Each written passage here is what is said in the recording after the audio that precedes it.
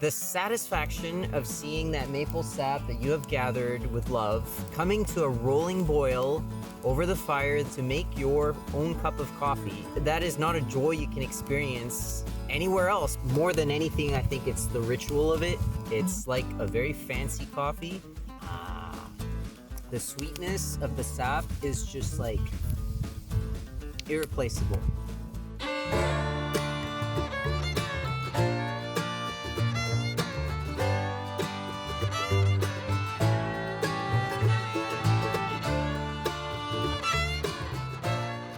So one of my favorite ways of starting the day out in the bush is to get this cup of coffee ready.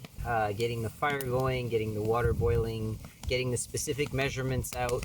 And so I had experimented with making Cowboy coffee a bunch of times in the past. It never really worked out so well. I basically chewed on a lot of grounds and felt quite embarrassed when that's what I had to share. Until one time we were with our neighbor who basically lives in the bush. He's in his mid-70s or so. And he was making Cowboy coffee. And lo and behold, he shared with us each a cup. Not a single ground to be chewed on. I needed to find out how he was doing it. Now, you can never get a straight recipe nor instructions from this gentleman. So I ended up observing how he did the next time I had the chance to see. And I also did some scrolling and searching on the internets.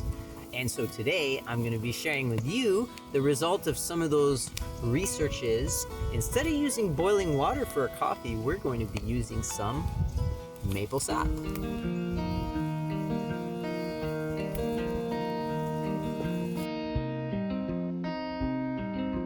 So what is Cowboy coffee? Basically, it is coffee made directly in a pot that you have brought to boil.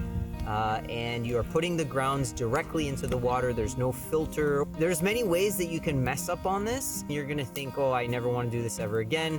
I've been there, I've done it. However, if you follow these simple steps, it is absolutely divine. You will get so much more satisfaction out of this cup of coffee that you've brewed on your own over the campfire that you've stoked yourself than you will out of any cup of coffee you will ever get anywhere in the world. Alright, so now I'm gonna get our boiling sap. First things first, I wanna know exactly how much water am I gonna need per cup. Okay, in this case today I'm gonna be making 2 cups. I know that 2 cups means that the water should come to just below this line. And how did I measure that? Well, I took 2 cups of water, poured it in, and I saw exactly where that line was. Okay? So in this case, I'm gonna fill it up, get exactly to that line, and I'm going to count 30 seconds from there, which gives me the time for the water to go from boiling to cooling to the temperature needed in order to get that perfect cup of coffee. So we found this table just off the side of the road this morning. Guess somebody thought it was a dump or something, but it makes a perfect little coffee table.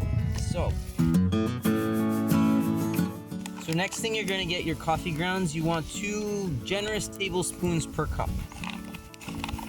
So in this case 2 cups, therefore 1, 2, 3, 4, and as my grandmother used to say, and a little bit more to grow. Then you want to stir that up. From that moment you count 2 minutes. In the first 2 minutes, you can definitely see the grounds are floating on top. All right, so 2 minutes are up. I'm gonna put the spoon in, give it another stir. So whereas the first time when I stirred in the grounds, you could see them clearly floating and kind of gathering up on the top. Now I can see that there's kind of this foaminess. I don't really see the grounds, aside from what I missed that's sticking to the edges. And so the next thing that I'm gonna do, now that the 2 minutes are up, I'm gonna put in about a handful of cold sap. That little splash of the cold water, or cold sap in this case, is supposed to help kind of settle the grounds that may still not have quite settled to the bottom. And now it is time to pour.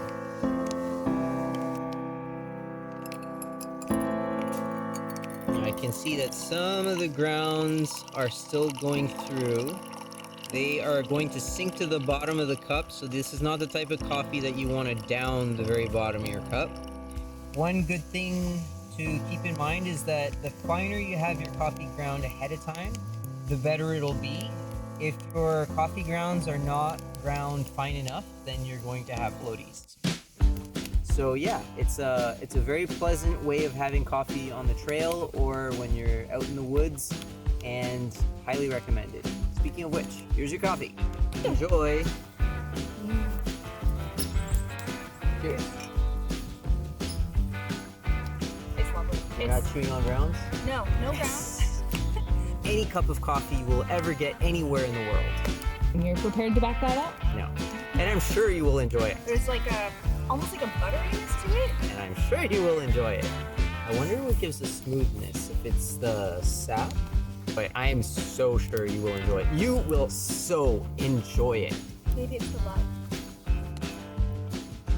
She's always so sappy. You will love it. You will love it.